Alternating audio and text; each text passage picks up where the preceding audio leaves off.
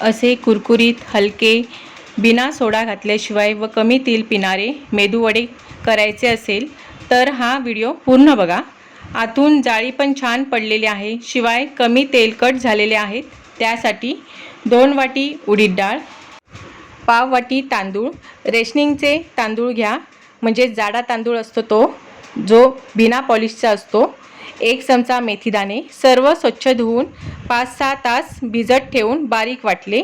वाटताना त्यात हिरव्या मिरच्या 2, 1 इंच आलं, कढीपत्त्याची 5-6 पानं वाटून घेतले। वाटताना कधी कधी पीठ सैलसर होतं, मेदूवडे नीट थापता येत नाहीत, मग त्यामध्ये आपण तांदळाचं पीठ मिक्स करतो आणि मग मेदूवडे छान थापता येतात। जेव्हा तांदळाचं पीठ घालतो तेव्हा पुन्हा फेटून घ्यायचं 2 मिनिट भर तरी। चवीनुसार मीठ, थोडेसे नारळाचे पातळ तुकडे घातले। मेदूवडा छान लागतो। काप दाताखाली आल्यावर घरात तांदळाचं पीठ नव्हतं, मग काय केलं मी, 5 चमचे रवा घालून 15 मिनिटं मिश्रण तसंच बाजूला ठेवले। रवा छान मुरतो, शिवाय थापताही नीट येतात वडे। पाण्याचा हात लावून वडे हातावर थापून घेतले।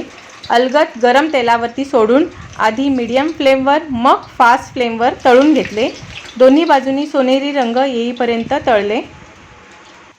स्लो फ्लेमवरती हे वडे कधीच तळायचे नाहीत, कारण स्लो फ्लेमवर तळल्यामुळे वडे हे जास्त तेल पितात आणि तेलकट असे होतात। त्यामुळे मीडियम फ्लेमवरती तळायचे, म्हणजे व्यवस्थित आतून शिजले जातात, कच्चे राहत नाहीत।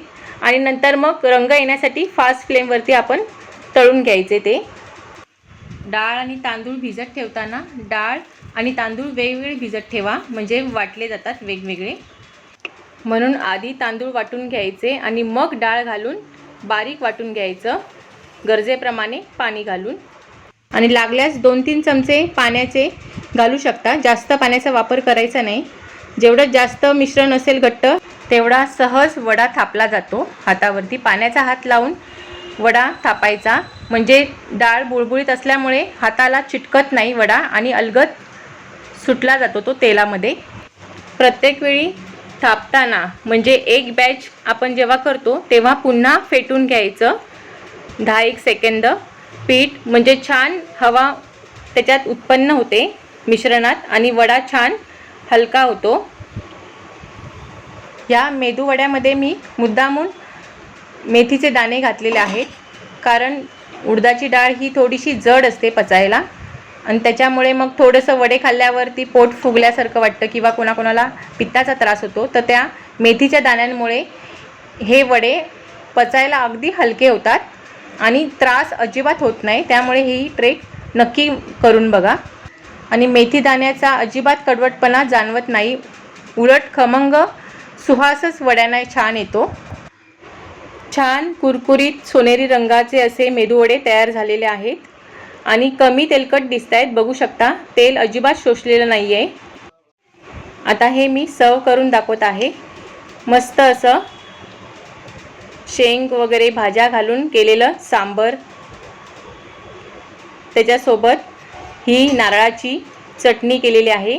ओला नारळ, हिरव्या मिरच्या, आलं, मीठ चवीनुसार, थोडीशी चवीला साखर आणि वरतून कढीपत्ता आणि मोहरीची फोडणी दिलेली आहे। सांबर आणि नारळाची चटणीसोबत ह्याचा मनमुराद आस्वाद घेतला। आणि अशी ही ट्रिक्स किंवा टिप्स मी ज्या ज्या काही दिलेल्या आहेत त्या तुम्हाला कशा वाटल्या हे कमेंटमध्ये नक्कीच कळवा। आणि व्हिडिओ आवडल्यास शेअर करा, लाईक करा, सबस्क्राईब करा। धन्यवाद।